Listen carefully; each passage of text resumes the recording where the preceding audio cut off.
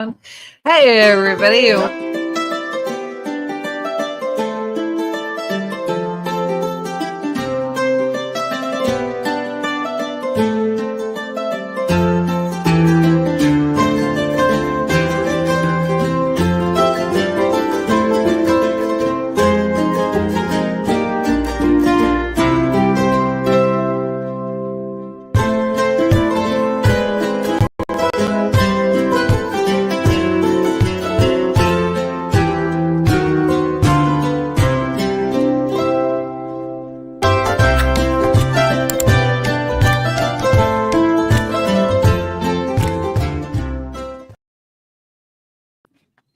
Hey, y'all. Welcome to Tuesday Night Live. You see, we're rushing to the camera. Am I in? Yeah, You're cut off, but yeah.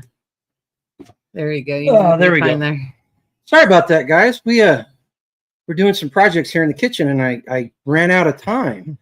But welcome, Lynn. Hey, I see you in the house. Sam, Scanes, Tambra. Probably more up there. Yeah, you got to scroll up there. Let's see here. Jane. Yeah. Scanes is number one. Says it's balmy in Louisiana. Ooh. Beth Emily, how you doing? Glad you guys could make it with us tonight. We're busy this time of year. Yeah, busy. Yeah. We're trying to get ready for Joel Salatin. For the Joel Salatin visit, and so we're making butter. We're making all kinds of butter. But I skimmed the cream off 4 gallons of milk tonight, and I was like, well, let's make cheese. So not with what you skimmed, though, right? No, with the leftover milk. So we've got 4 gallons of cheese on the stove, or milk on the stove. Yeah. I just threw the rennet in it, and so the timer's set for 40 minutes. So 40 minutes from now, I'm gonna have to get up and go check the. Is that when it starts getting stirred? No, not yet. Not yet. Okay. No, but in 40 minutes. Yeah, in 40 minutes it starts to get stirred. Yeah. Well, okay. I'll cut it and then I'll let it rest for 10 and then I'll start doing that. I see. Okay. So you guys got me for a little bit. I'm going to try to stay as long as possible. Hope you guys had a good week. This week has been interesting. We had a very bad storm last night. We lost power.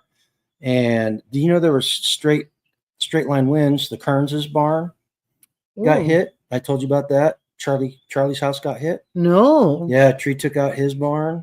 You did not tell me that. A couple other people. So it traveled. I knew. I saw a lot of people on 166 cutting trees and that kind of thing. I didn't know why. Apparently, one of them barely missed their house, and another one hit his barn. Dang. He was telling Chris that there was probably more damage. So yeah, it was a costly night last night. We lost, like I said, we lost power. I went to bed at 9. What time did it come back on? Well, I don't remember.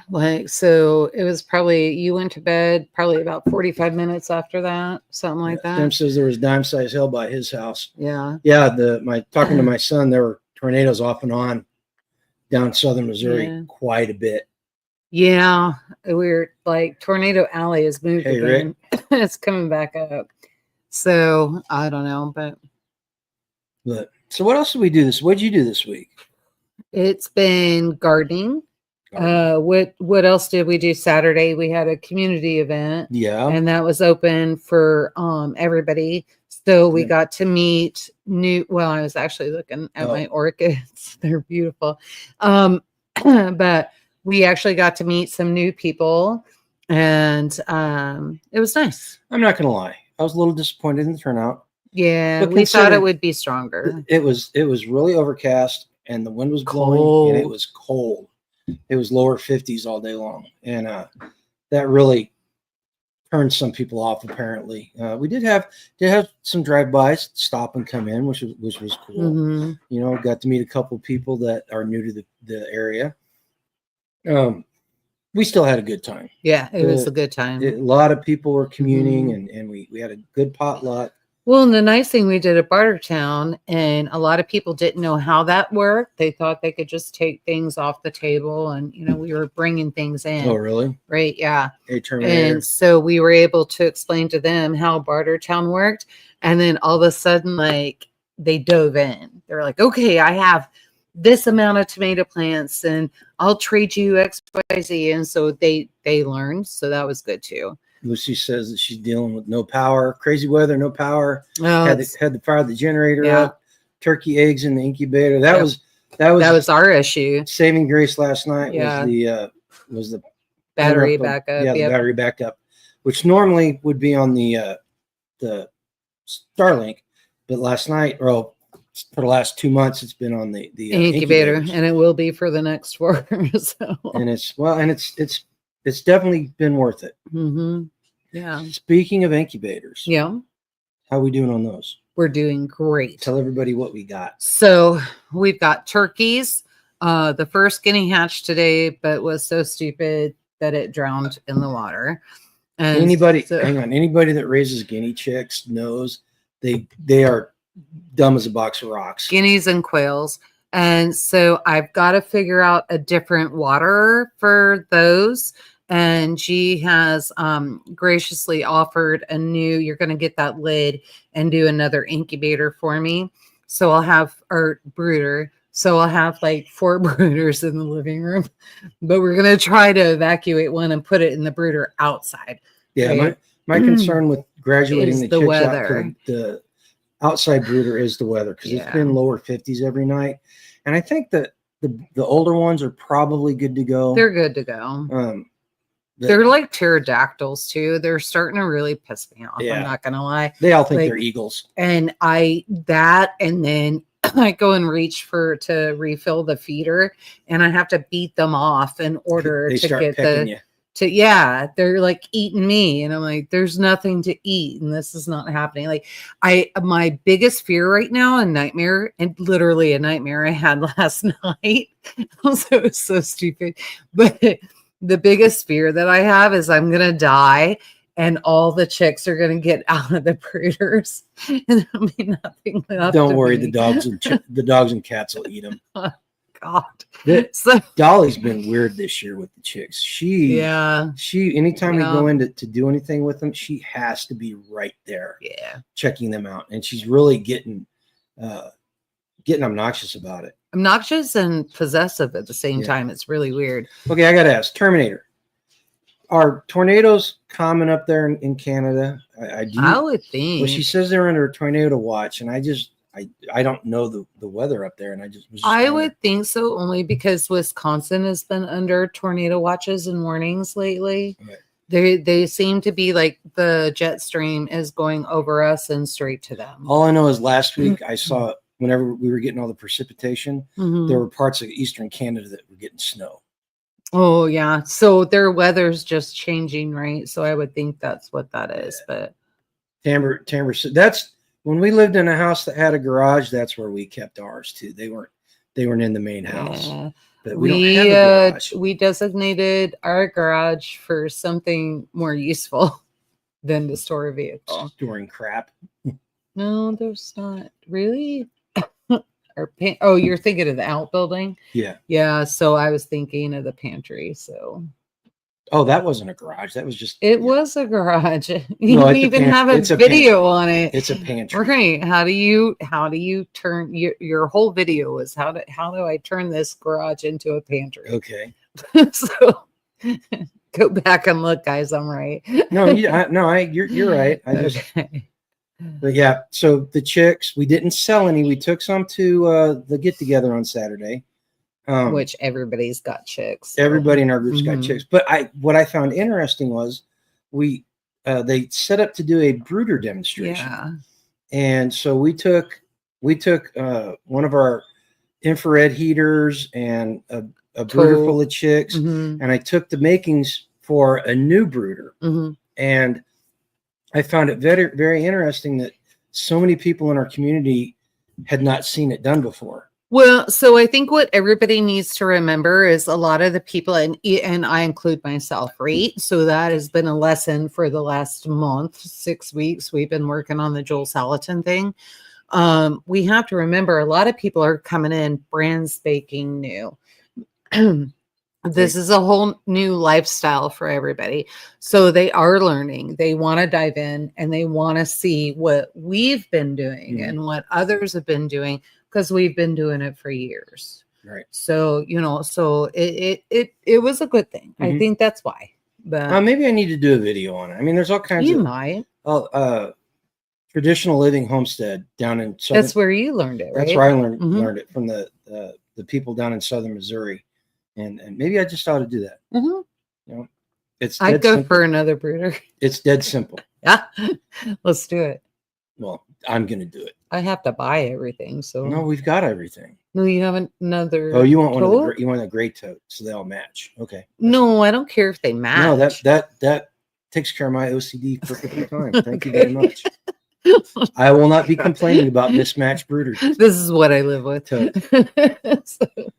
Then one of the things I've been dealing with is barnyard smell, because we have all the chicks and we've got the goat and all that. And so I found a really good cleaner, so stupid simple. And I'm so grateful that Lexi and I think Fiona was involved. They took some of my spray bottles and put my bulk cleaner in there. I did that. You did that? So Mr. Clean seems to be the one agent that we can work on those floors so that that smell goes away. Yeah, so. Kevin and Sarah, Living Tradition Homestead. Yeah. Highly recommend their channel. Yeah. They'll teach you things. They're one of the first YouTube channels that homesteading channels that I started that watching. we ever watched. Yeah. But and the chicks, we lost a couple of turkey chicks along with the guinea. Yeah. But it's kind of the way it goes, though. Turkeys. How do I commit suicide today? knock on wood. I have been very pleased with the hatch rate and success rate of the chicks this year. Yeah, that brooder's a good one. Yeah, our OCD comes from passing many USMC inspections. Right. Absolutely. Yeah. You get a little anal about the tiny things. He comes into this house and I feel like I'm in the Marine Corps. Although if there's any Marine Corps wannabes out there or soon to be's going to boot camp and they get out of boot camp and they go to their final duty station, here's a little trick. If it smells clean in your room, it looks cleaner than it actually is. And so you don't have to do a great job of cleaning the dark spots. You have to do a great job of making it smell good. Yeah, you need to get the dark spots. And so as a Marine wife, I would tell you that as long as I get the dark spots and it smells clean, he's good. Yeah. Now, when it doesn't smell clean, this is why I worry, because I only get clean for about 2 hours. Well, and it doesn't help. It doesn't help here at the house that we've got dogs that they either find something dead to roll in, or a neck bone in my bed. Yeah, she found a neck bone in her bed this morning, and then they go roll in the compost pile. Compost. So they come in. One of them smelling kind of funky right now, and you have to do that bath. May just get a bath tonight. And I'm mean now. I used to be nice, and I get a nice warm tub for him. And I gently put him in there, and I would. Now it's like spray him under the hose. Now I put him on a lead, and I take him out and tie him to a tree and spray him with the hose, and then douse him with soap and scrub him down, and then rinse him out. See what Lynn said? You have 2 sets of everything. Yeah, one for inspection, the other is what you use, and that's true. And then you get out of the Marine Corps, and all of a sudden it becomes 2 is 1 and 1 is none. That's a prepper thing. I think it merges. Here's the honest to God truth. When I was in Okinawa, I didn't sleep in my bed an entire year. We had 3 people in a 6-man room. So I slept on one of the empty cots, and I made my bed and kept it made inspection ready all the time. Nobody was allowed to sit on it. Well, it was the upper rack. So all right. So it didn't really matter. Unless we'd been drinking. Then somebody got it there. Yeah. Lizzie here. Mom said that she hated wasting Dad's Navy whites or washing Dad's Navy whites. Oh God, try ironing the uniform. So when we first got married, he showed me, literally taught me, and I had to take a piece of cardboard and go over the pockets with the iron, and everything had to be a certain temperature and all of that. And then what happened the first inspection I did that, I didn't have to do it anymore. And why? Because you sucked at it. Who did the inspection? Oh, I don't remember. So the guy that did the inspection literally looked at him and said, "Allard, are you newly married?" And he said, yes, sir. So I think that was Major Bob. was it? No, it makes sense. So yeah. So I don't know. she doesn't iron my stuff to this day because I don't do your laundry she either. doesn't do a good job. No, so like his laundry, he wants it folded a certain way, and everything's got to be put in a certain spot. And I just okay. like Any veterans out there in the chat, put a 1 in the chat if folding your clothes properly gives you more room in your drawers. If they're folded properly. Of course, I'm not gonna lie anymore. I don't fold them like I used to. I don't have to worry about in it. In fact, right anymore, if it's in the clean laundry basket, it's cool. See, Sam knows. Sam, yeah, of course, Sam, Rick, of course, yeah, absolutely. But yeah, so the towels were an issue too, and so you kind of lowered the OCD on the towels. You just kind of know I'm not going to do it. It's science, Sam says. Yeah. One says he where is it? He irons better than any non-vet out there. Yeah, that was so funny. Lucy's son's having all kinds of problems. Oh no. The fire department was called. The main line was arcing across. Oh my good, across in sparks. So they had to keep an eye on it for fires. That's not good. Oh, from the storm. Yeah. Yeah, we had that. Okay, Skeens, I'm not even sure I want to know why you have a set of navy blues. You know, your misspent youth. No telling where you collected that from, girl. Oh man. So Skeens and I were talking on Sunday, and she goes, "You got tomorrow off?" And I said, "Yeah." And then I said, "You got tomorrow off?" And she's like, "Yep." And Skeens got a phone call at 4:00 in the morning on Monday, and like we talked all night, right, till the batteries were going dead. And so she got a call at 4:00 in the morning to be at work at 6. I was like, that sucks. Little extra time. The only thing I quit doing when I got out of the Marine Corps was rolling the socks. I did not like the way the socks were rolled. No, they had to be folded. All socks got folded for you. Yeah, you're right. Whenever I had like fold everything, and there was a different fold for everything. Oh, there you go. Apparently, well, first she says they would probably fit Killian, and now she says it's one of her exes, so he must have been a midget or a homunculus. Killian's actually getting pretty tall. I don't know about that. Yeah, those kids are growing up. Yeah. Let's see. We did some gardening. Got another grape in. It's been wet and have not been able to get out and do some of the stuff I wanted to. We're going to put the pumpkins and squash and everything inside tires, but I got to move them. I want to move them from where they are and just so I can see them and help out. Well, they're going to be over there. Yeah, they're going to be over there. The hose has to reach and that kind of thing. Skeins, it was rough. I had 2 hours of sleep and worked over 12. I'm sorry, girl. Ouch. But it was a good conversation. Hobbs is in here. Hey. Let's see. Here was he was tiny at 18. He was around 30 when I met him. Oh, okay. Yeah, we all tend to grow after we get out of the service. Not necessarily up, but we grow nonetheless. Hey, I am in shape. Round is a shape. Okay. And I'm getting better. I went off a carnivore this weekend because just for a day. 2 days because I had some bread on Sunday too. Oh, but I had hit 280 and I sat there for 2 weeks and I couldn't get past it. It would bounce around from 279 to 281. Yeah, I told him, I'm like, you just need a break. So we're hoping that getting off for a couple of days jump started. Did you get back on the scale? Yeah, but I had the weekend weight on me. Okay. I had weekend weight. So you gained weight? No, I mean it was only like 2 pounds. Yeah, water weight. Yeah. I wouldn't worry about it. Yeah. So hopefully, cross the fingers, it'll start coming off again.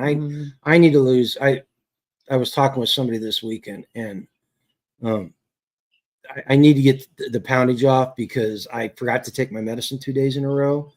And was it Sunday no, it was Friday. It was Sunday, I think. Anyway, I had an episode where my blood pressure shot up, and I needed to sit down and do nothing. Oh yeah, Friday. It was Friday. I guess it was Friday. Yeah. Because I was worried. I asked, do I need to take you to the hospital? It wasn't that bad. Yeah. Sunday night, my son and granddaughter went smelt fishing and got 3-gallon pails full of cleaned and put in the freezer. Cooked a batch last night. It was so delicious. I don't think I've ever had smelt. I don't think so either. I don't think I have either. So hard for you, honey. Rebound hypertension. Look at the medical girl. I know. Tell me what's wrong. Yep. Oh goodness. What else did we do? I've been putting in for a lot of jobs. A lot of jobs. So I've been doing that. Because the whole Casey's thing is just not going to work out in the long run. Yeah. I mean, people are weird. It's dangerous. I can't believe they only pay what they paid for those girls. So, well, and you know, I saw this at the hospital. So the weather gets nicer and people get weird. The meth heads start migrating because they can walk every place. Yeah, Terminator, you know what? We can discuss that a little bit later on. I know what you said. Canada is screwed. I know exactly what she's talking about. Later. Well, unless you're cheese, you got 20 minutes, 19 minutes for your cheese. Yeah. I can get up and do whatever. No, I'll do it. Okay. Let's see here. It is something you need to be careful of. It doesn't just get higher. It shoots up scarily high. Yeah. Well, it wasn't too terribly high. It just went up really fast. That's what bothered me. Len, smelting is a big thing in the spring around Great Lakes. All you can eat at a lot of restaurants. Well, probably like I don't know smell, crappie. But like crappie. I think smelt's smaller than crappie though. It's still the same. It's gonna fry up good. Yeah, it's gonna eat. Mm-hmm. How you doing? Beautiful people. She's talking to me. Some wishful thinking. Not to scare you, but stroke is what. Wow. Those are concerns. Yeah. Yeah. Listen, as long as I'm not smelling burnt toast, I'm okay. Did I ever tell that? Did I ever tell you? What the hell? Did I ever tell you the story about the burnt toast smell, guys? Was that when I had my stroke? No. So after I had my heart attack and strokes became a possibility, I started learning about them. And one common thing that a lot of people have before they have strokes is they have an auditory hallucination that smells like burnt toast.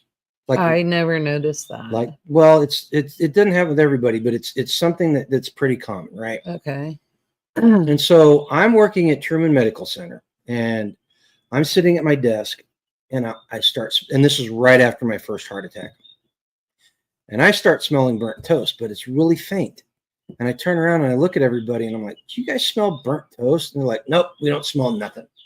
So I'm sitting there for about 30 minutes, and I keep smelling it, and it won't go away, and I'm really starting to get concerned, and I'm like thinking, do I need to go to the ER? Because it was right upstairs.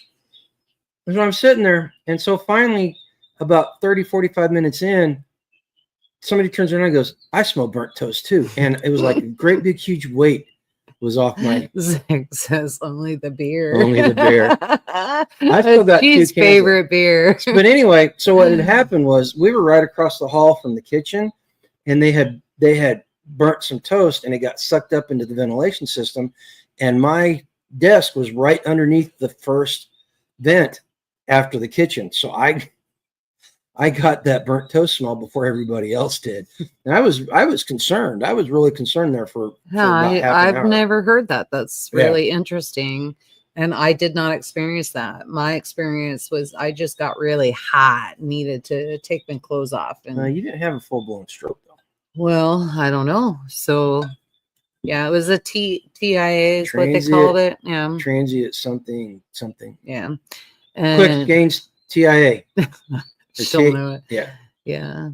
But so it was that I was young. I haven't had that experience, but now I'm starting to get a little worried because my cousin's going through some stuff, and as I get what her symptoms are, I'm really concerned. Really, really Yeah, concerned. Scans, So we know it's a TIA, but that's what we said. We want to know what it stands for. transient something.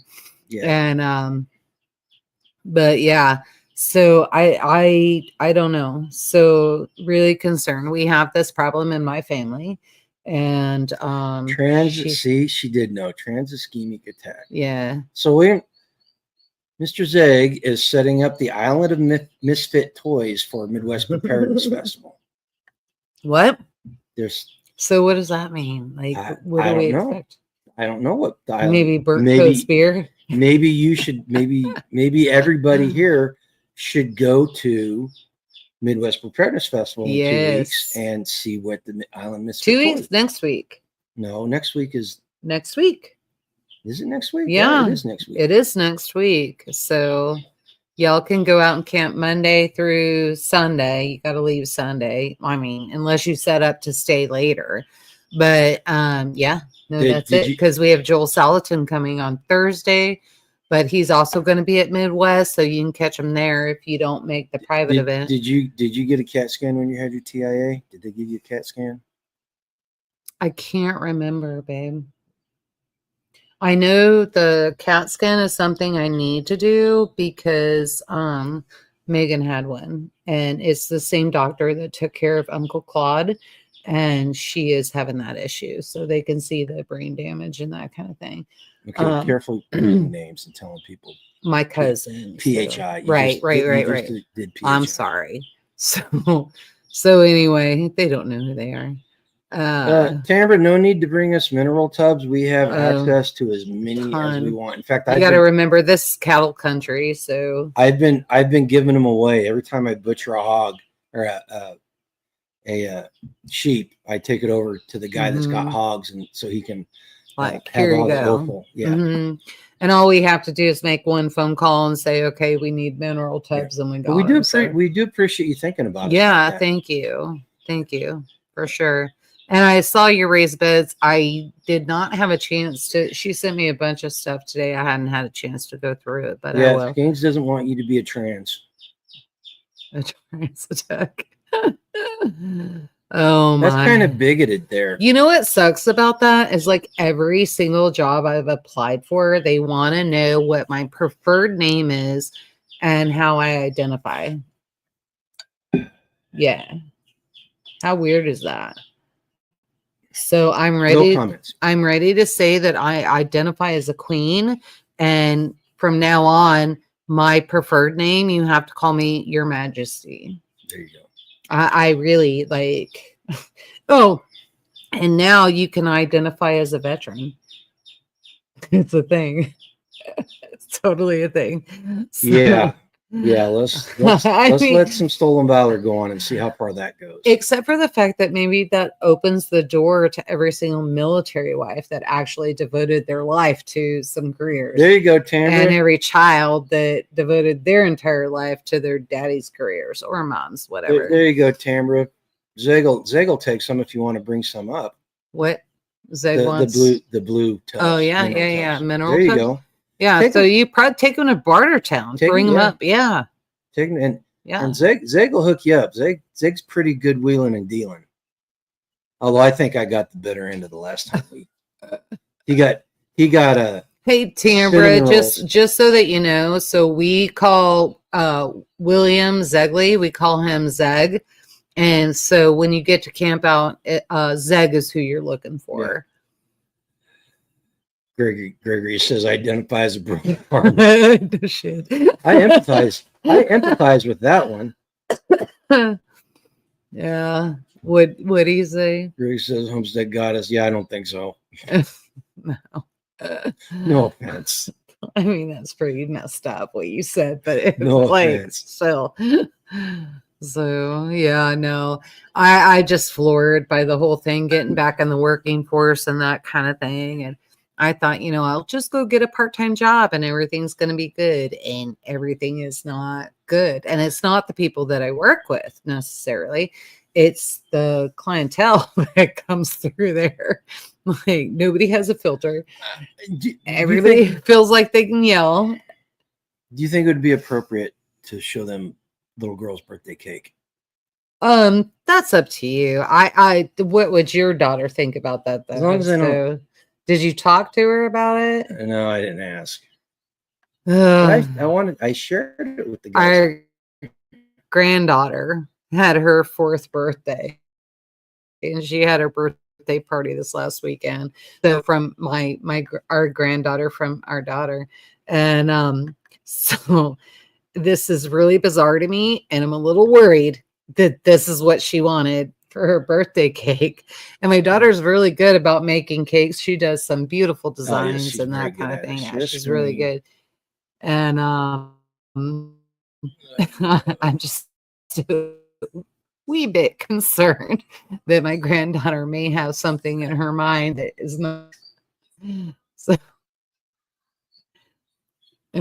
did you find it? Yeah, can you do it? Hang on, I gotta change the view.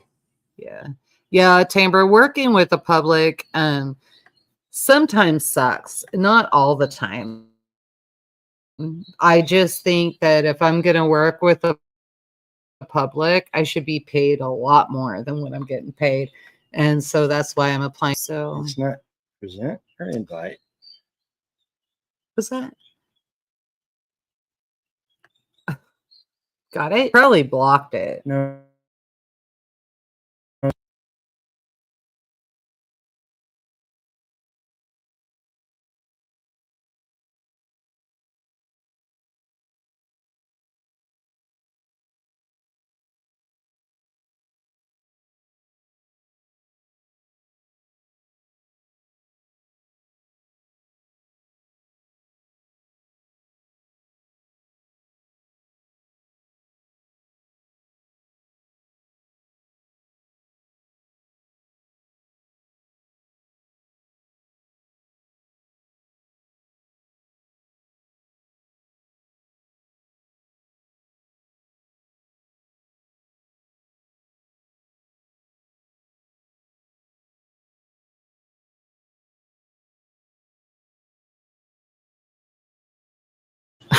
Okay, are we back? They should hear now. Don't punch anything else. Well, now you have to start all over. Okay. So we were talking about our granddaughter, so he can't get the picture up. I could not get the picture up for the cake for her in fourth birthday. So keep that in mind. And then it's some kind of death scene out of Star Wars. It's the high ground scene out of the Star Wars #3, where Obi-Wan Kenobi cuts Anakin Skywalker in half. So it's a chocolate strawberry cake with lava icing and Oreo rocks on it.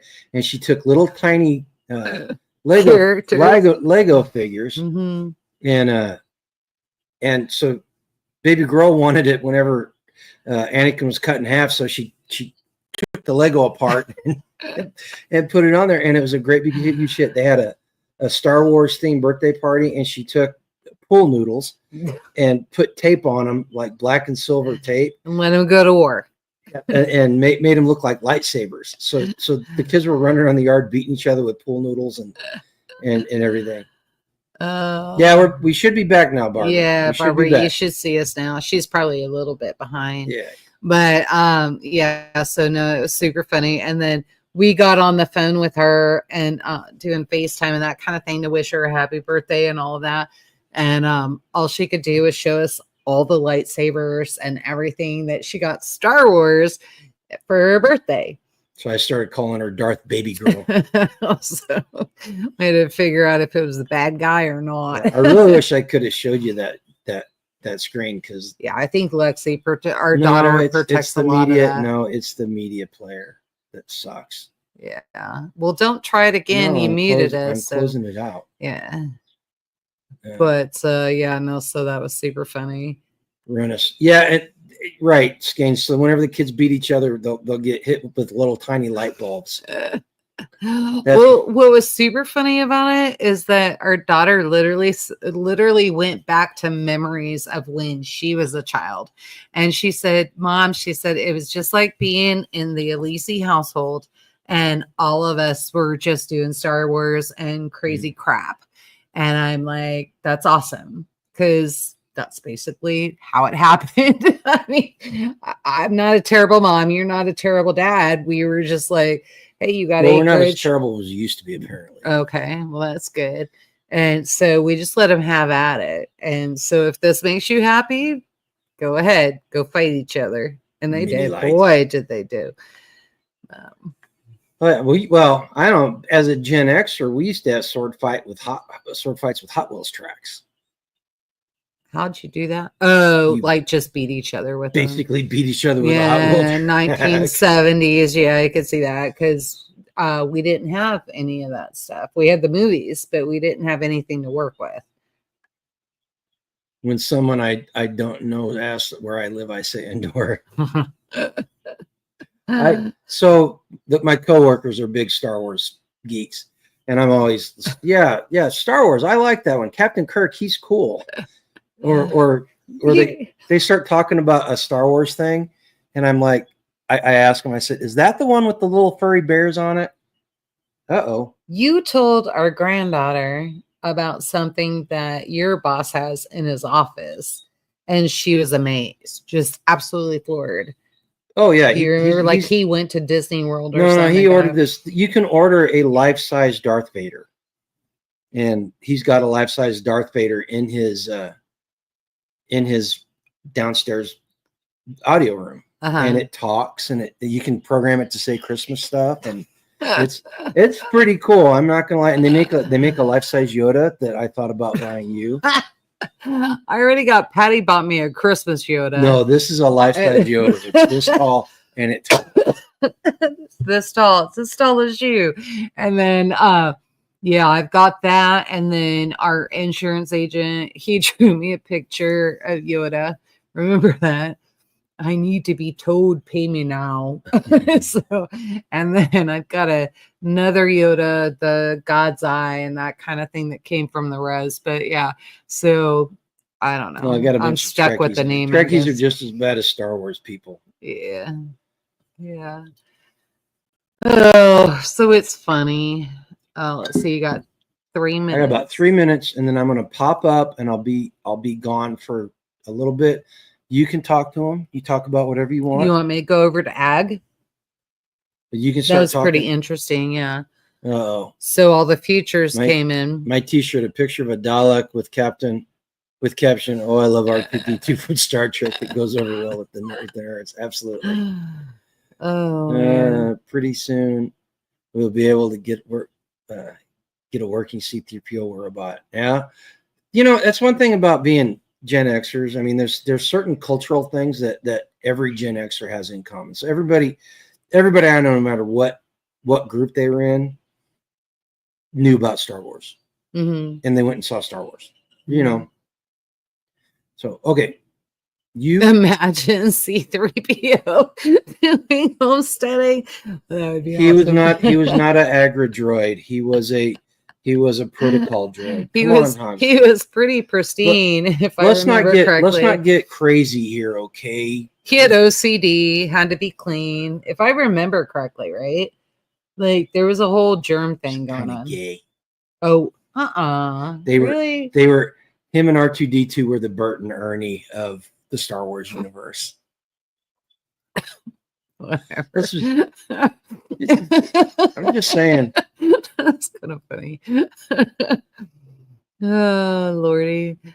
Oh, goodness. Okay. One thing about Star Trek growing up, we all, most of us saw it in reruns and syndication, but I'm telling you what, some of the like Harlan Ellison did several episodes. Cities on the Edge of Tomorrow is probably one of the best TV shows, like episodes ever on that was ever aired on TV, just because it was so well written. But they had some really good talent writing those shows, and a lot of the talent that came from Star Trek either came from or went to the Twilight Zone. Oh, Twilight Zone was creepy. Let's see here. HG says, one of the sitters for my parents, I told her my first TV hero was Spock, and she said, who? And was serious. Made me start looking for my walker. Oh, I've had those. Lordy. I've had those instances. I still remember in high school we were seniors, and one of the 8th graders was hanging out with us trying to be cool, and we started talking about music, and we started talking about Pink Floyd, and he looks at us, he goes, I like that dude. And we just let it go. But these little tiny cultural things end up making you feel older than what you actually are. Let's see. Skanes grew up watching reruns of Star Trek. I remember waiting forever to see waiting line to see Star Wars, and I supposedly saw the second one twice. At least that's what my mom said. Yeah, I still remember seeing the first one in North Platte, Nebraska, when I was 10 years old. Yeah. Yeah, Shatner. That's another one of the really great TV episodes out there. That one was really good. Okay, you start telling them your agri news that you heard today. All right. So I didn't hear it today. It was actually yesterday. And so Dave, I can't remember what station it was, but they were talking, and he actually interviewed somebody, and they were talking about crops this year. So when you start looking at futures, for anybody that doesn't understand, you go in and how many acres, what you're going to plant, that kind of thing. You go in and put that in. So the futures, what they're looking at, it looks like hay prices may be plummeting this crop, but it'll be for next year. So a lot of the farmers are actually looking at planting something else. And what they're projecting, it's going to be soybeans and what's the other one, babe? Sorghum. And so I thought that was very interesting. That could also be a problem for us. So we need to look at that, because a lot of the wheat and stuff we depend on, and importing it is probably not going to be the best idea, because we've got a lot of stuff attached to some of the stuff that's coming in. So if you look and really research a lot, the some of the rice that's coming in is actually laced with arsenic. And then what was the other one? So he's doing his cheese, but so there's a lot. Is that okay? No, I use rennet instead of my clabber. Yeah, I know. I didn't know why you were doing that. Anyway, so, but looks like I got to make more cheese. No, he's got to make more cheese, so that's fine. He made a clabber, and the clabber actually needs to be done now. Maybe call Chris and get more milk. No, I got some milk. I can create milk. Okay. So, but I thought that was pretty interesting about what's going on. So we need to kind of be ahead of that and know what we're heading for next year. So crops are going to be a little bit different. Part of the problem is, and what was said, is there's not enough acres available. And so you've got to think about that too, right? We've had a lot of foreign countries, China, buying up a lot of our farmland and that kind of thing. And then we've had a lot of companies come in. They offer, so for some of you that don't know, so they'll let the farmer actually stay in the house, but everything as far as the livestock and whatever they grow actually belongs to the company. So when the company comes in and they say, okay, it's time, you're calling all of your hogs. You're calling all of your, because we have friends that they do marijuana, it's legal. You're calling your entire crop. And so the crops have to be burned. The hogs, it's like find anybody who can put something in the freezer if you can. And then the rest of them just go to waste. Chickens, turkeys, they're all the same, any poultry. And so the thing is when that farmer dies, there's nobody to continue the contract. So the foreign country that owns the company actually owns that farmland. And so, especially like if the farmer's going broke and that kind of thing, basically what that means is like you're done. And so once you give it up, they own it. And that's going on all over the Midwest, the South, I mean, everywhere. You mentioned the clabber.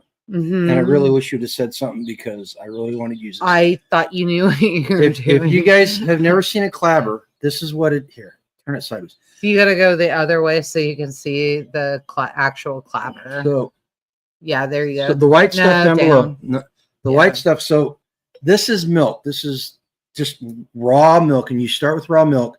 You pour it in the jar, put the lid on loosely, and let it set for 4 to 6 days. This is day 6 here.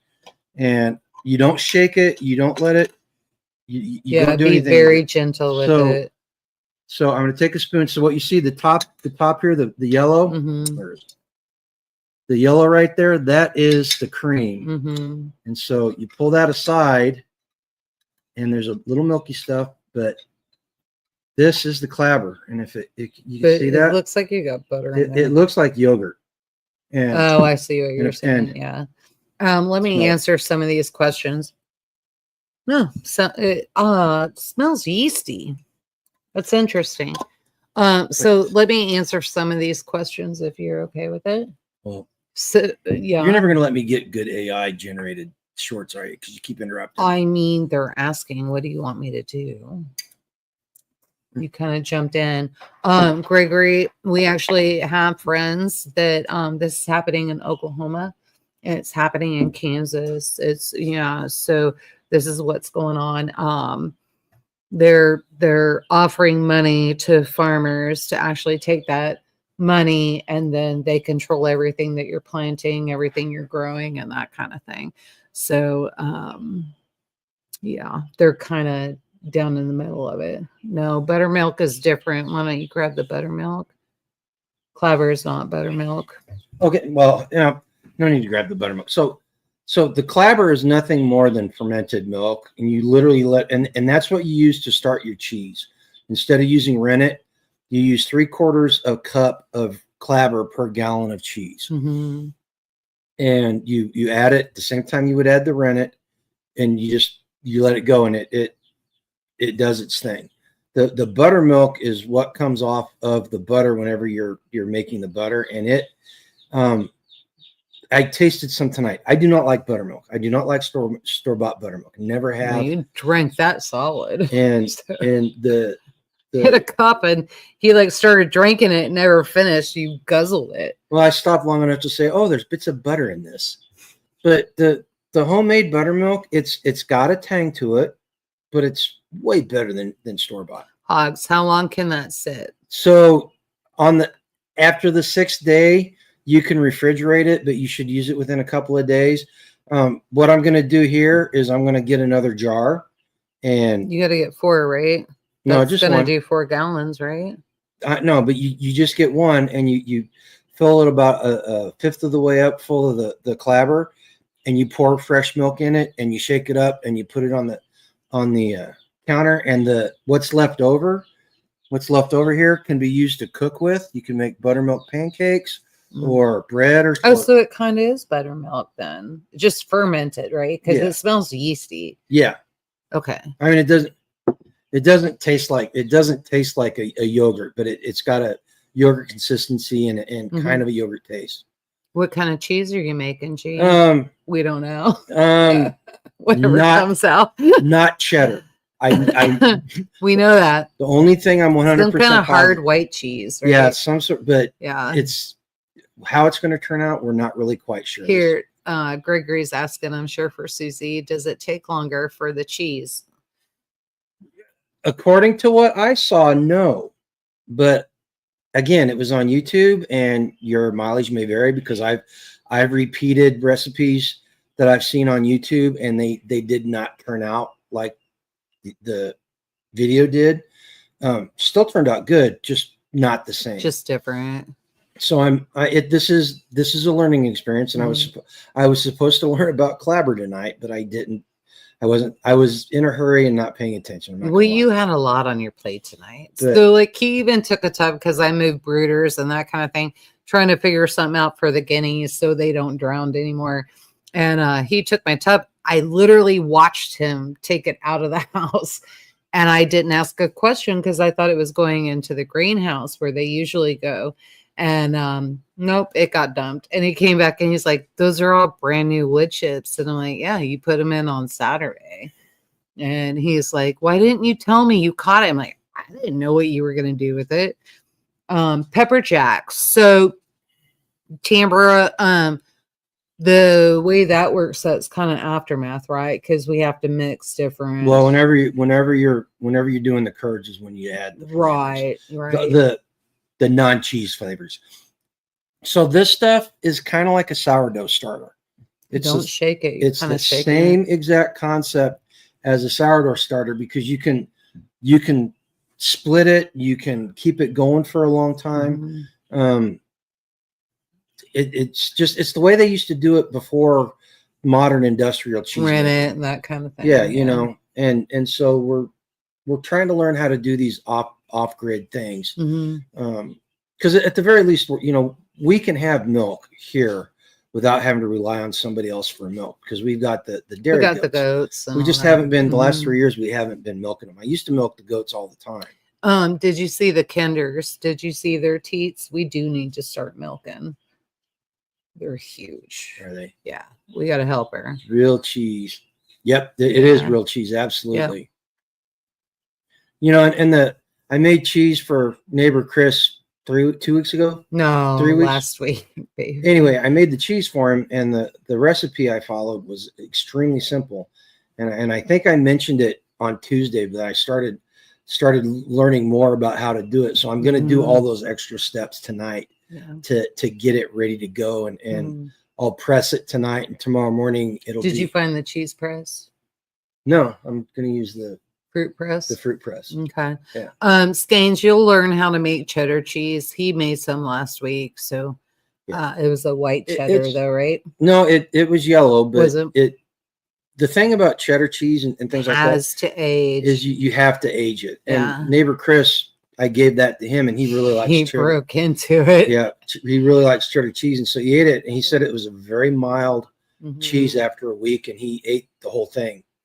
So I take that as a win personally. Yeah, well, that would just be a mild cheddar, right? So you get mild, medium, and then heavy cheddar. Right. So that's what's going on. But Scanes, he'll teach you how to make cheese. Not a big deal. Like I said, we've been making butter this week. We ended up we've got 29 servings. We need to come up with another 71. And we'll probably get another 29 tonight, right?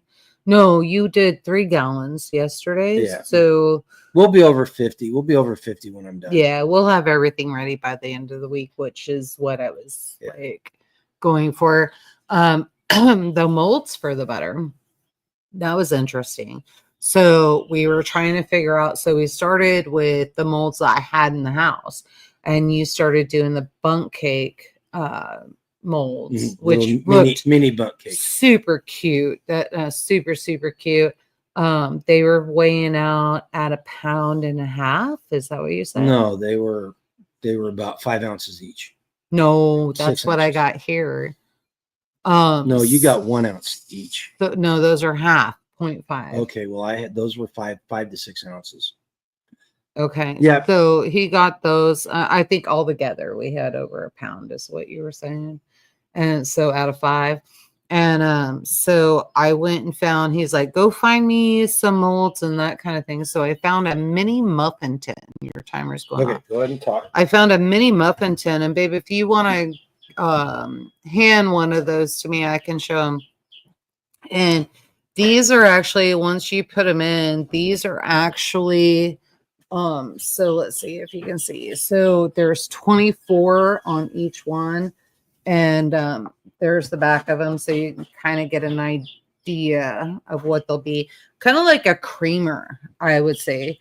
So but when you weigh those out, fill them up, and then refrigerate them and do all that, when you weigh them out, that is exactly it's like 0.5 to 0.7. So that's a single serving.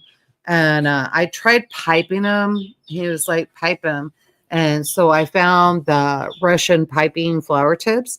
And I thought, oh, this would be really cute. I fought with that all day yesterday. And G only gave me the night to figure it out as to what I was going to do.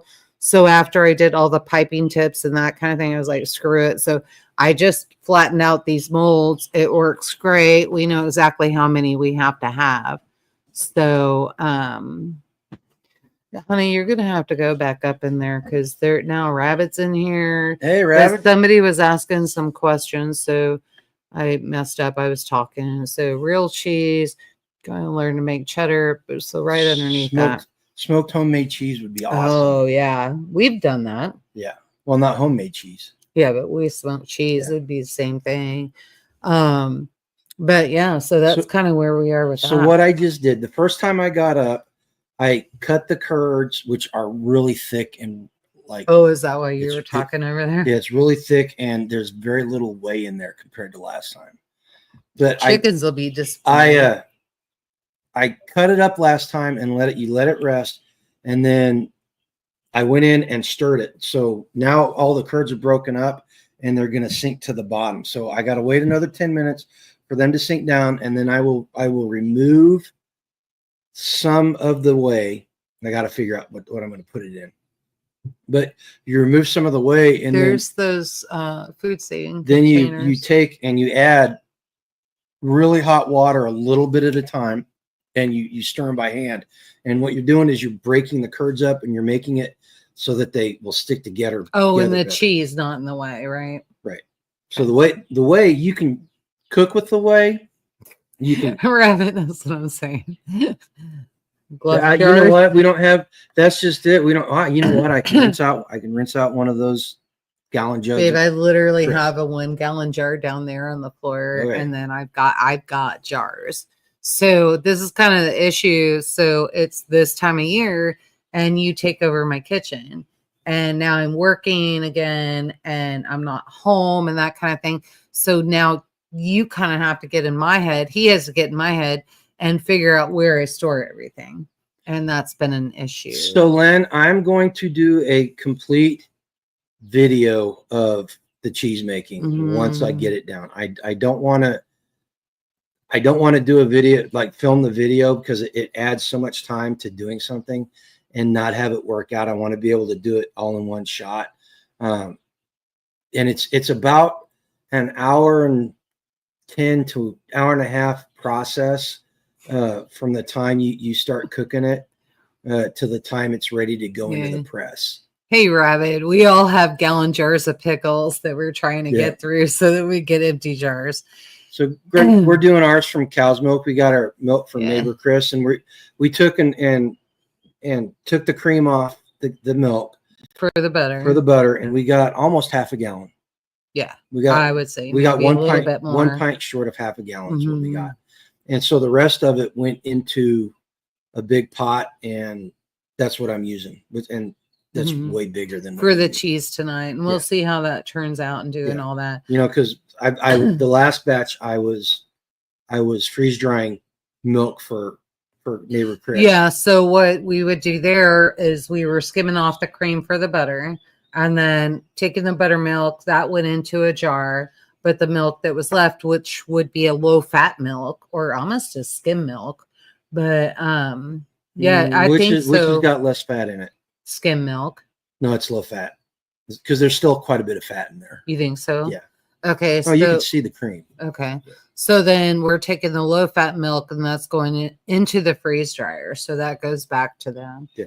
And so we're getting it done. But we'll do. You know, I was doing some studying. I was doing some research on our channel, and I had an analysis done on it, and then I asked for a plan on making it more appealable to more people. I was just kind of curious, and what came back was a really decent plan. And one of the suggestions was that we need to get back to making evergreen videos, which evergreen videos are videos that are relevant no matter what time it is. So they're how-to Oh, videos. so like the cheese making and the milking and so, that kind of thing. So okay, I'm we can gonna do make that. I'm going to make an effort to do more of evergreen type of material.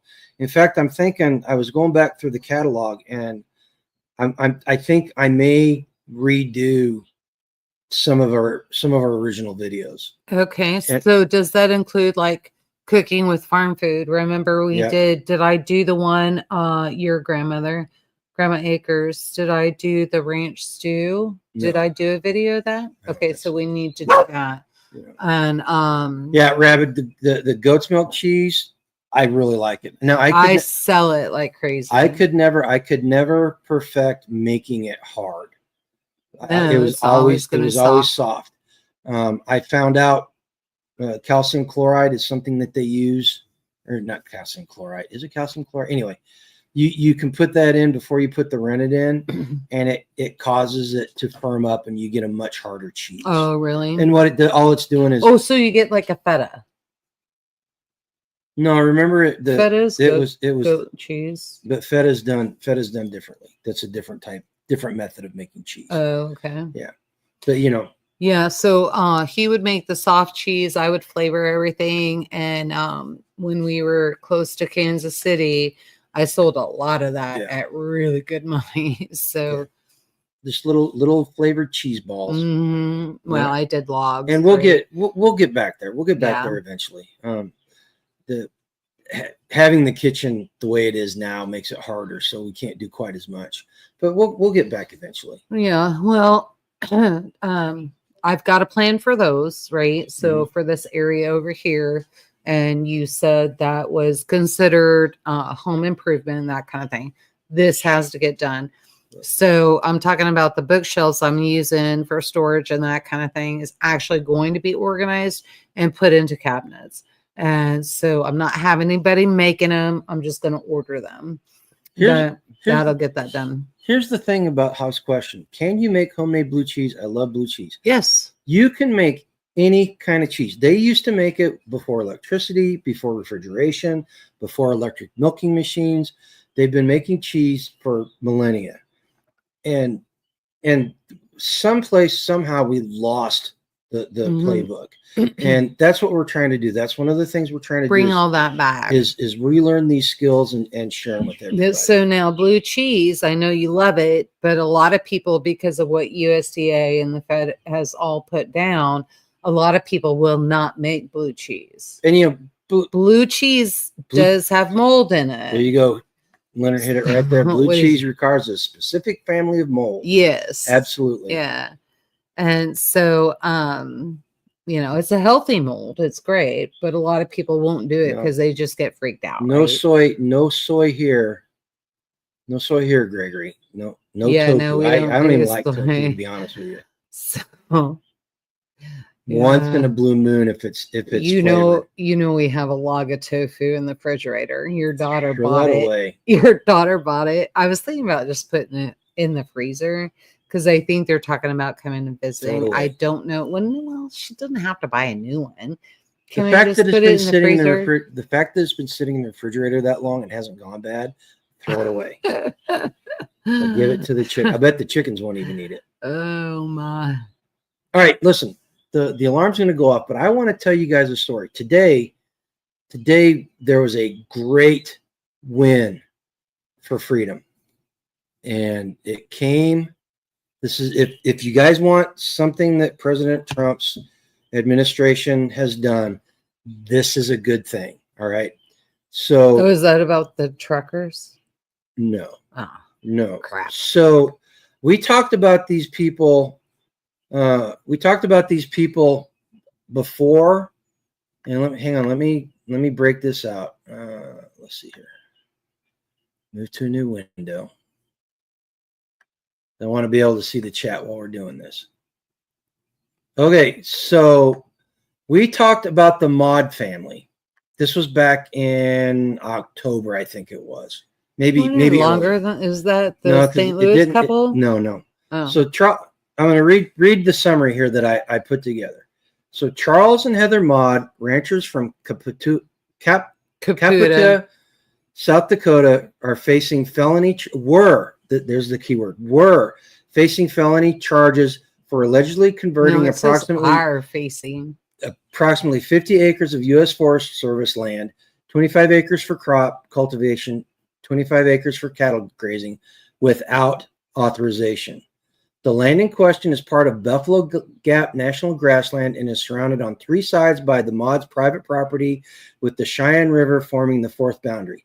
The Maud family has operated on this land since at least 1910 and has maintained grazing agreement with the USFS since the land came under federal control.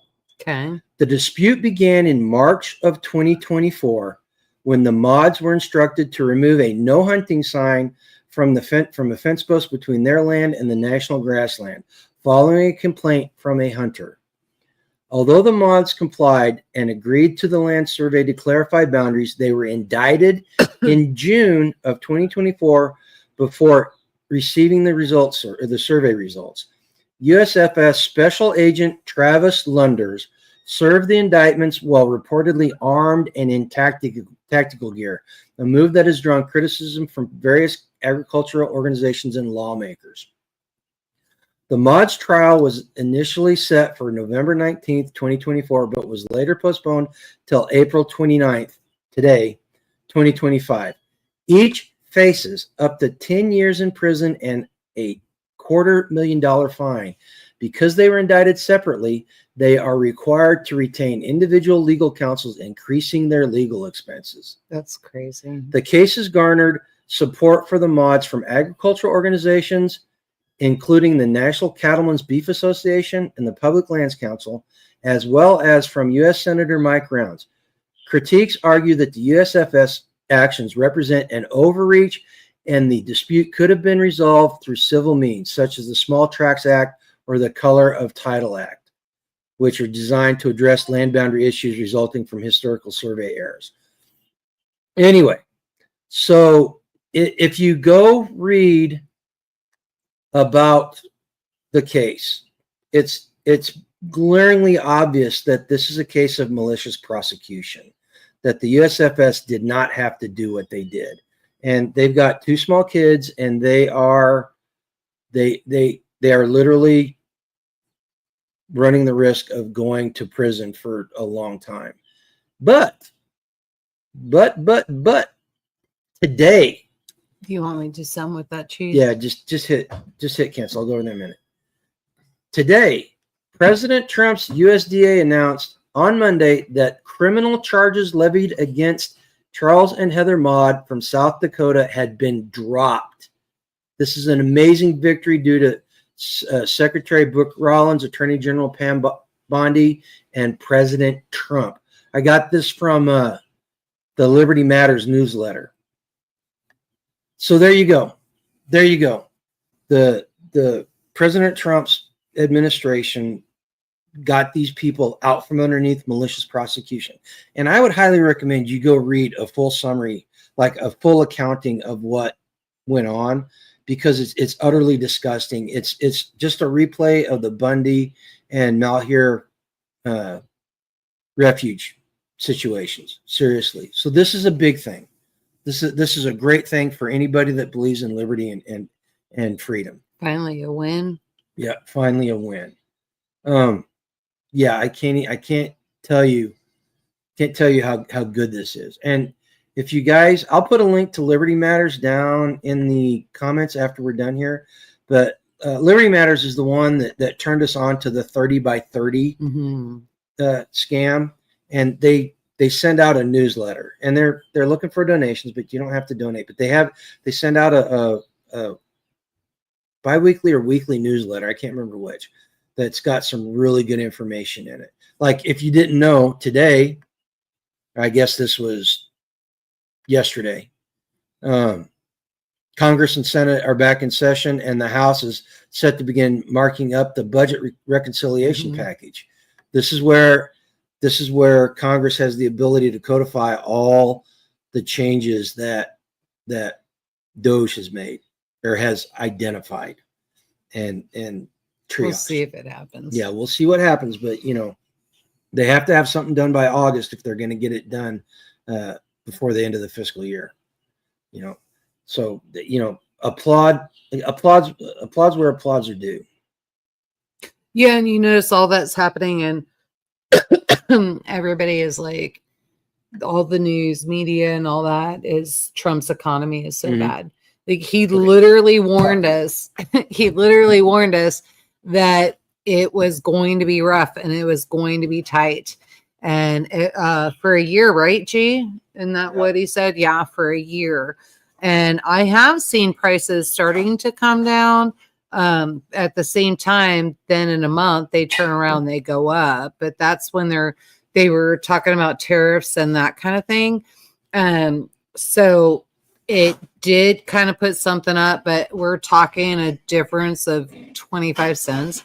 I mean, depending on what you're buying, right? And so, yes, those add up. But I do believe that once these countries, everything comes to the table and they resolve the issues and things go down, it's going to be okay. But he said it was going to take a year. And so hopefully everybody prepared for that and listen to it, because it's amazing. Trump always seems to give about 2 to 4 years advance notice as to what's going to happen. So don't know why. And what are you looking for? Yeah, don't know why, but that's kind of the way it seems to happen. So you guys just be paying attention. Oh, so yeah, media myth. Let's see if I can get in there. Then get off of there. Media myth. Doge cut anything. Doge identifies waste. The actual department spending the money makes the cuts. Did you hear that? Yes, those do not cut anything. Doge identified it. President Trump, by executive order, canceled everything. Yeah, can you talk louder? Well, just repeat what I said.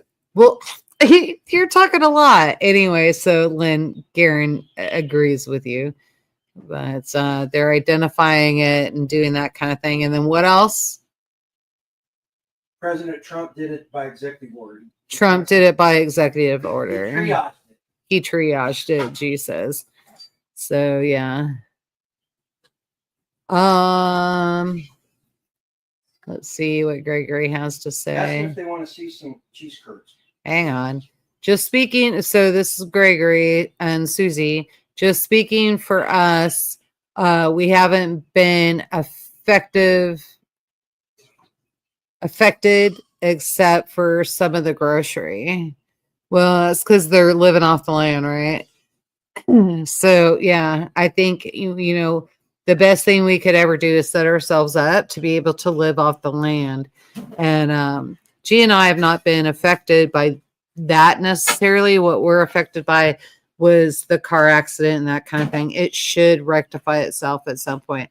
G wants to show you cheese curds. No, these are. What is that? Is that the way? This is the way I pulled off the cheese before I get ready to rinse it. Okay. Are you gonna show the curds? Yeah, I'm gonna get some curds. So he wants to know. So everybody put a 1 if you want to see the curds. I know we're going a little bit long. So, and he's got me running. Yeldo, come here for me. You come here for him. So I do apologize. But no, Gregory, I think all that just kind of I don't know, spell check and that kind of thing. Yeah, they want to see. Well, Rabbit wants to see the curds. All right, hang on. He's bringing them over. So Tiger says 1. Lynn says 1. Everybody's 1. Show it, baby. Show everybody your curds. So my hands are clean. So oh yeah, sure they are. So should have put gloves on. Well, so there's the cheese. Well, I want to be able to feel it. Yeah. So there's the cheese curds. So they're really soft. You'll see they're really soft and breaking apart. So that's not all the curds though, no, right? The you next just put some in. The next step is to rinse these with hot water and knead them with my hand. Just literally take my hand and stick it in there and work it around for 10 or 15 minutes. So I'm going to step away. You can continue talking. The rabbit's getting sassy. Is he? Is he getting sassy? Yeah. Tell him to drink some more Kraken. Hey, Rabbit, you need more Kraken. Yeah. So I don't know. Gee, I don't. What else do you got going on? You're the one with all the news. Do you want me to do that? Yeah, go ahead. Just talk about whatever you want. No, seriously, I'm talking like we need to switch positions or something. You want it? Do you want to stir this? Well, this is what I'm saying. Like, you talk better. Let me get They're here for you, not for Let me. me get set up. All right, he's gonna get set up. Nobody leave, and he will. Rabbit said vodka tonight. Tell him your thoughts on what was learned this weekend at the get together. Oh yeah, so the get together, so the community get together. We went over it a little bit, and I kind of said it, but the thoughts on it was this is our bonding time, right? When we can really talk to each other and sit down and visit with each other, because we're so busy, we don't get the opportunity to just, hey, I want to talk to you, and then one of us can fly over to somebody's house. It just doesn't work that way. There's too much going on. So, one, it was a really good run for a good test on how Joel Salatin coming on Thursday, doing that dinner, how that's going to work. Then I would say two, it was also a really good opportunity for anybody that had a little bit of trouble in their relationships and that kind of thing. They were able to actually just kind of sit back, reflect, and understand that sometimes you got to be bigger and better, right? And so I think that this brought some healing, I hope.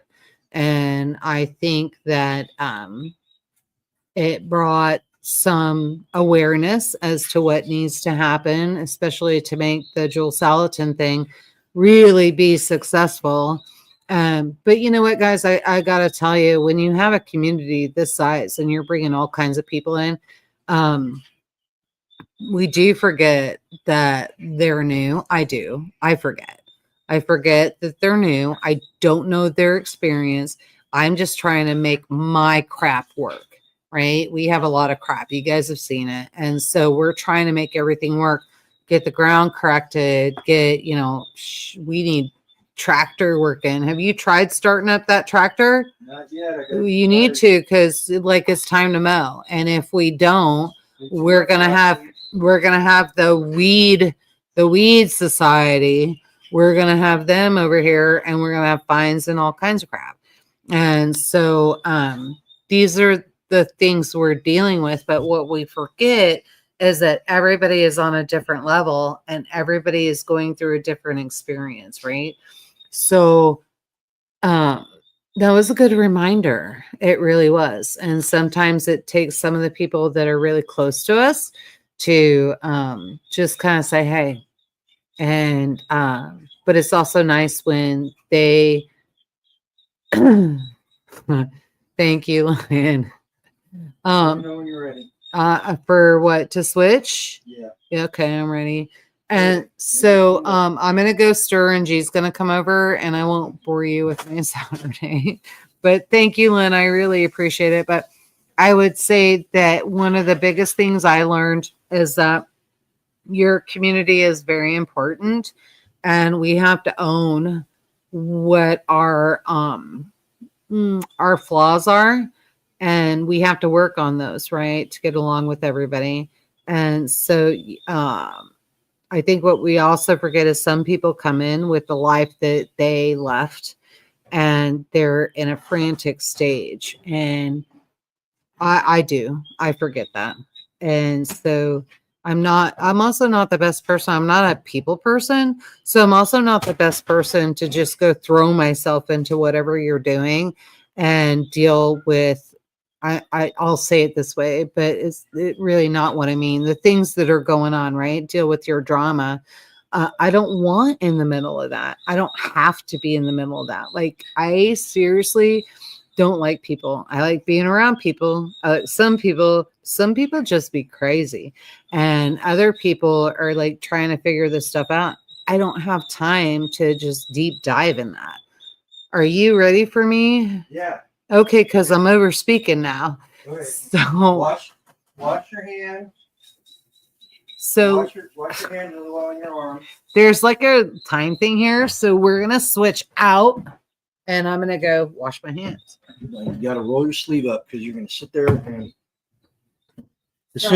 as soon as she's ready to go, I'm going to give her instructions. Let me put this up a little bit. Not too low. Like guys don't like girl talk, so it's just not. Well, no, you know what, the guys, listen. The community stuff is important, and it was a very good learning experience. Yes, everything is on a spectrum. Everybody's on a spectrum. Everybody's got a little bit of tism going on, guys. A little bit of what? Tism. Yeah. Do I have tism? Everybody has tism. Nice. Just some people hide it better. And I'm just stirring this right. Okay, you stick your hand in there. My hand. Your hand, because you got to feel the current. Just one. So like making knots. Okay. So as soon as it starts feeling not warm, take that hot water and just pour a little bit of hot water in there to warm it back up. And you're stewing it for another 16 and a half minutes. Okay. Let's see. What do we want to talk about? Here's something I had. Let me see if I can pull it up. It's here someplace. Let's see here. Where am I? I'm not that email account. I need the other email account. So I want to talk about this whole illegal immigration Maryland father thing. We kind of talked about it last week, but it was more to make fun of. There's more to make fun of the Democrats, seriously, and it's what they're doing is really disgusting. Okay, so new window. Let's pull that up.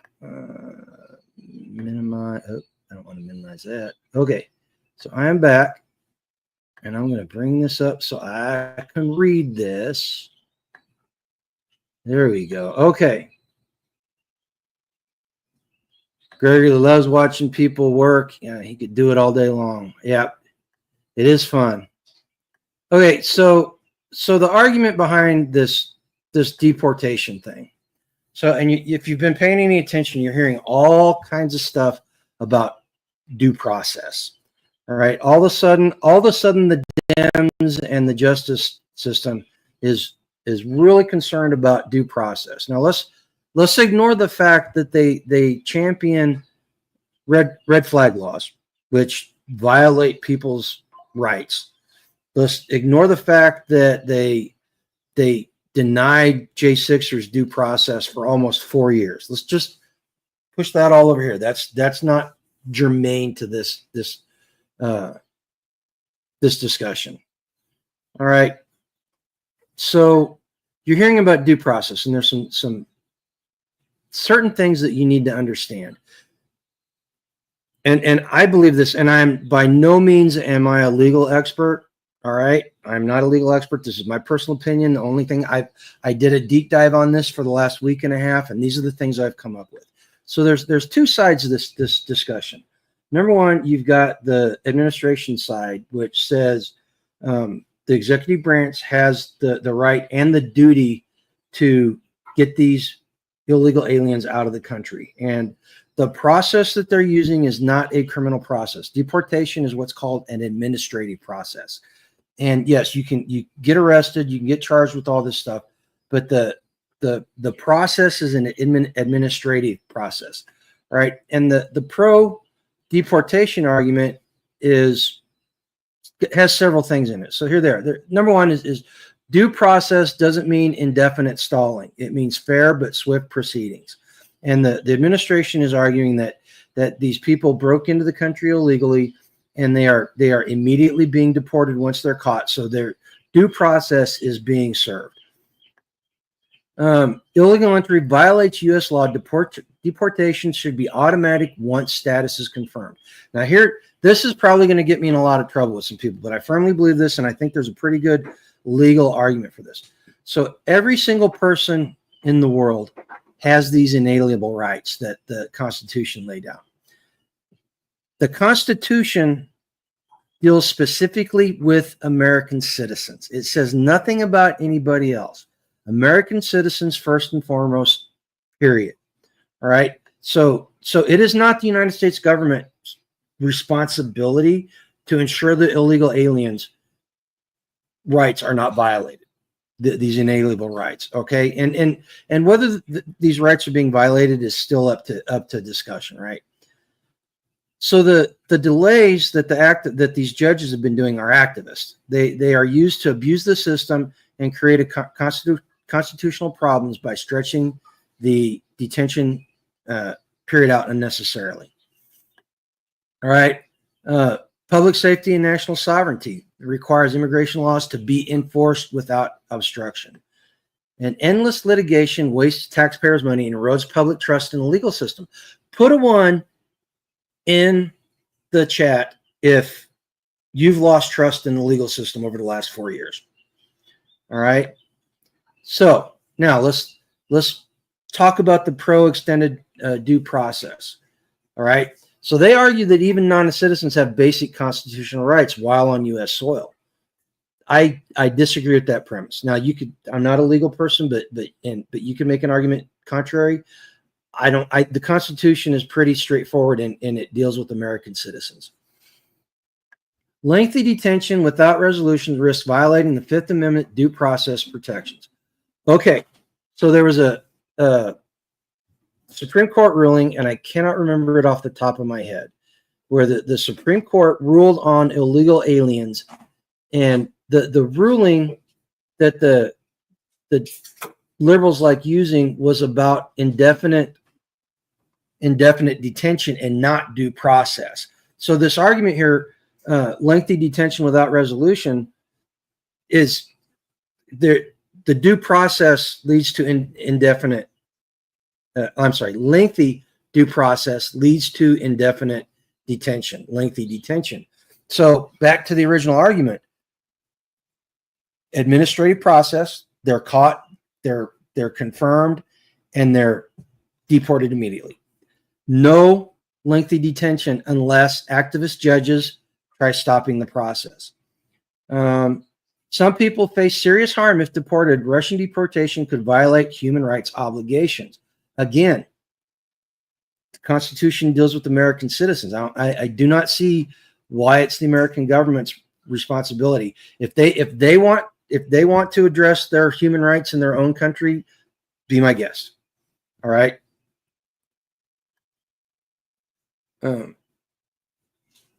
I'll address that here in a second, HG.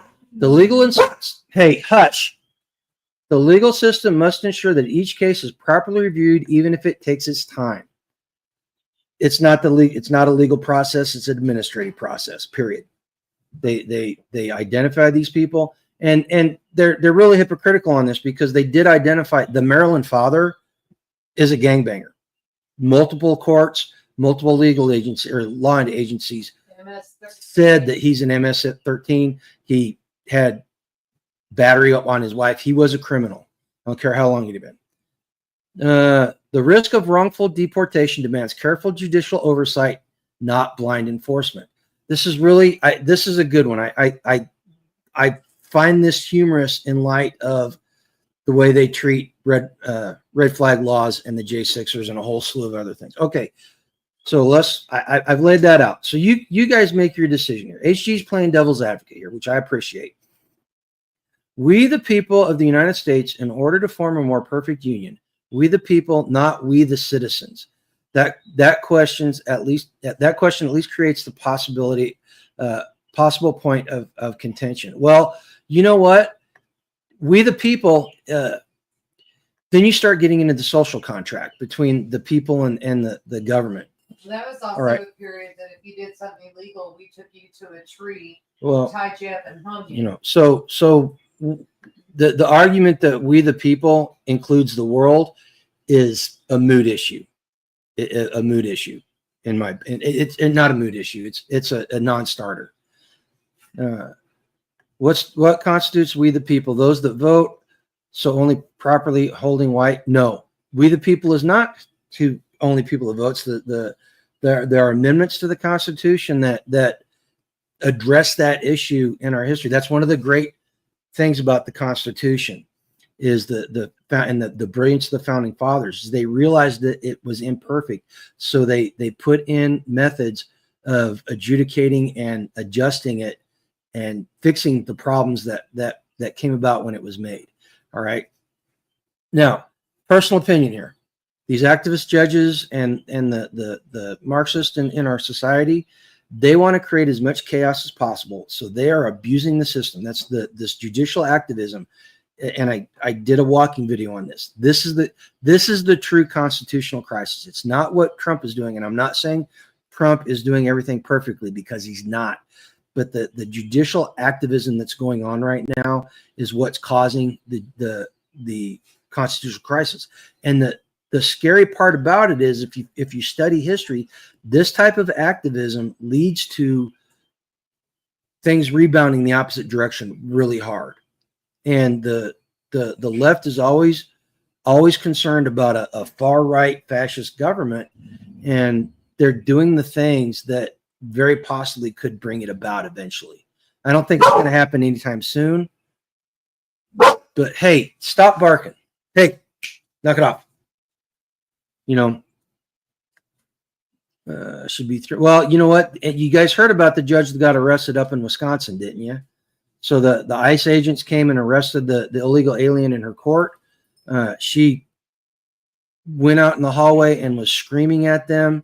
And so they said, fine, we will go talk to the chief justice of the court building, and we'll see what he says. So while they were doing that, she grabbed the illegal alien who was in court on a battery charge and an SA charge, if I remember correctly, but took him and his lawyer into her chambers with the victims and their lawyers, the victim and their lawyer in the other room, and tried helping the illegal alien escape.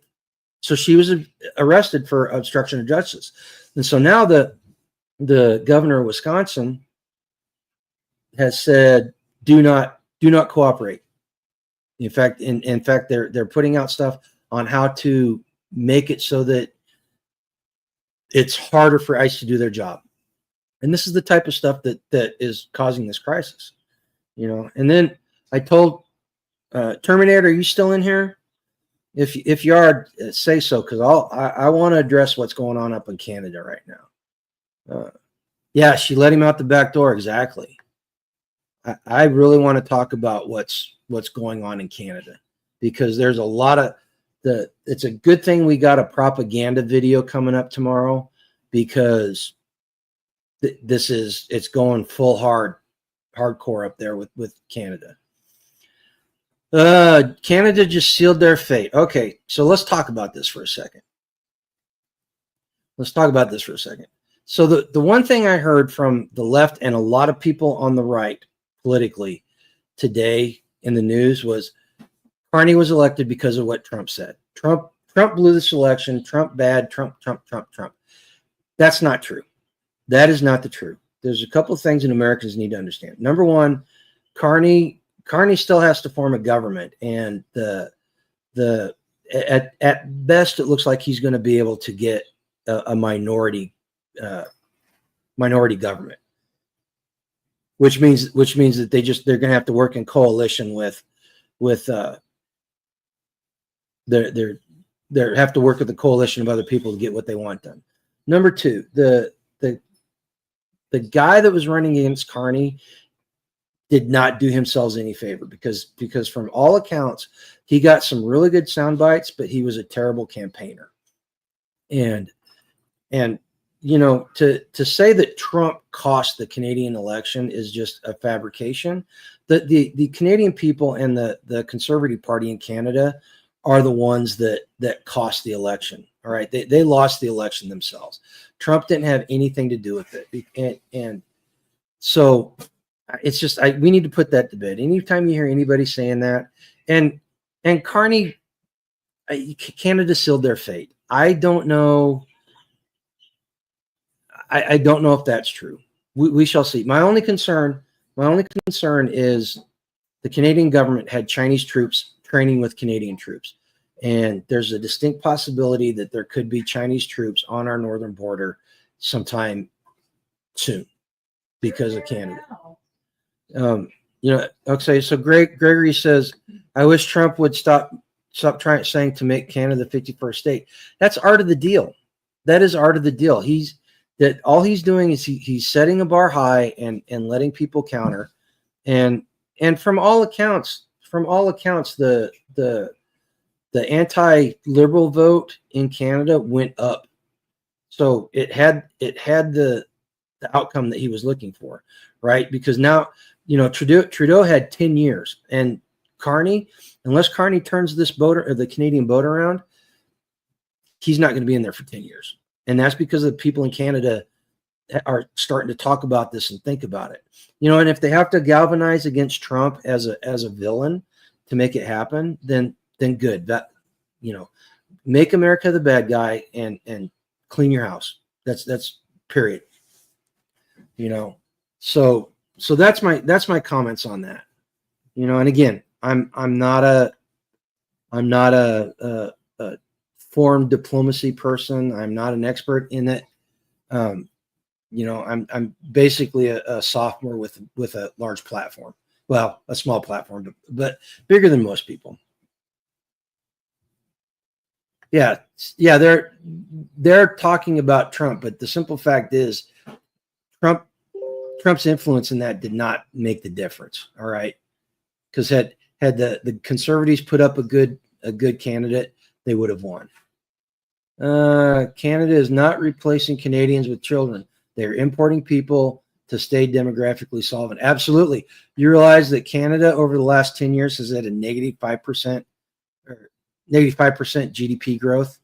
They are the lowest. They are 20th out of 20 in the top the G20 states. So they've got some problems. We've got some problems, and I agree with Gregory to a certain extent. I really wish that people would start talking about Canada. We got enough problems here to deal with. Diversion. Well, yeah, and Canada didn't have a good candidate. The Poilievre guy, wherever his name was, he's a globalist. His politics are, they're left of Trudeau and company, but he is not by any means what Americans would consider a conservative, right? So there's the two big ones I wanted to talk about tonight: the Mod family and this. And I got one more thing.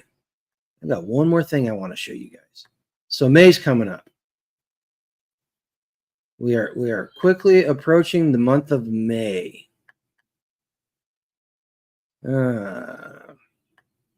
So with May, let me pull this up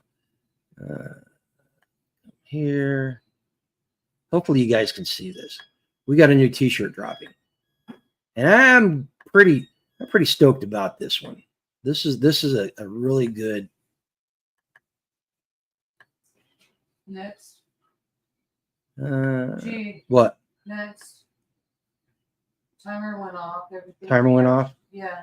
What do you want? Can you guys see that? Hang on one second. Can you guys see that? So that is, let's see. That is our latest thing. It says Mom Life, powered by coffee and chaos, or fueled by coffee and chaos. And it's got a messy mom bum with a scarf in it, and the aviator shade sunglasses that's a part of the overworked mom uniform. We can definitely tell a man designed that. Yeah. Here, is that better? There we go. There's a better view. But that's the featured t-shirt. It literally went live at 7 p.m. tonight. So you guys, if you're looking to get something for Mom on Mother's Day, order it now. Or if you're a mom and you want to wear this thing as a badge of honor, get it ordered. I'm gonna start moving past featured stuff off of Bonfire, and so that we have fresh t-shirts on there all the time. Don't forget, we've also got the Mama Bear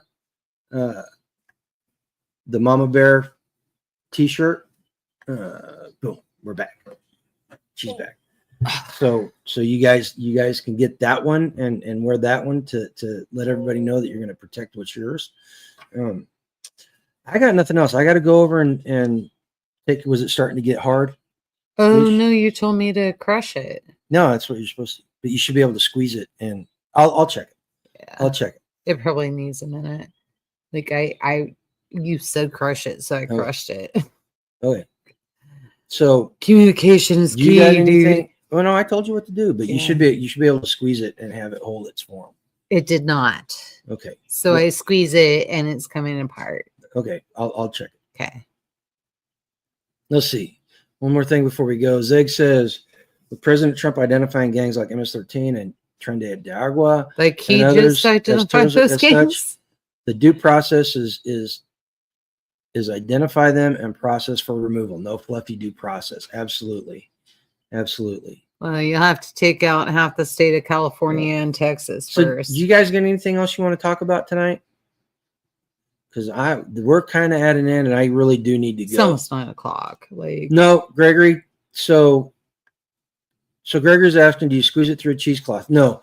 So whenever I do. So he does a different method. Would you stop and let me answer? Well, but you gotta understand it goes in the cheesecloth after this process. So you're jumping ahead in the story again. Yeah. No. So the process of stirring it with your hand and stuff is you should be able to hold it in your hand. You should be able to put it in your hand and squeeze it and then release it, and it should hold its shape, and then it should crumble apart. All right. So it's a process of making it so the cheese is harder. You get that happened. You get a much harder cheese than if you put it in when you squeeze it and it just squirts out your hand. Mm-hmm. Right. And you're not doing a like that. You're just doing a nice slow squeeze to see if the curds stick together.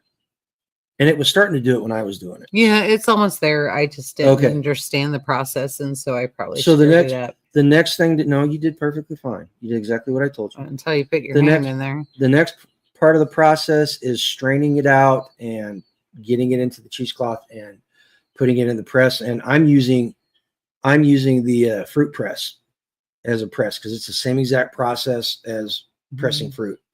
You know what? Next week, we can talk about faster than light travel because as I was in the shower this morning, I identified some very serious flaws with faster than light travel in Star Trek and Star Wars, and we can discuss that if you would like. Just remind me next week, Rabbit, and I will explain my theory on this. Find it amazing that someone a couple of thousand years ago figured out how to do it. Oh yeah, a lot of this food came about because food was spoiling and somebody was starving. Old school. And they ate it and they didn't die and they were like, "Hey, this tastes kind of good." Mm-hmm. And so that's how a lot of our food came about. Yeah. No, only if you're putting your right foot in and putting your hands on your hip and shaking it all about.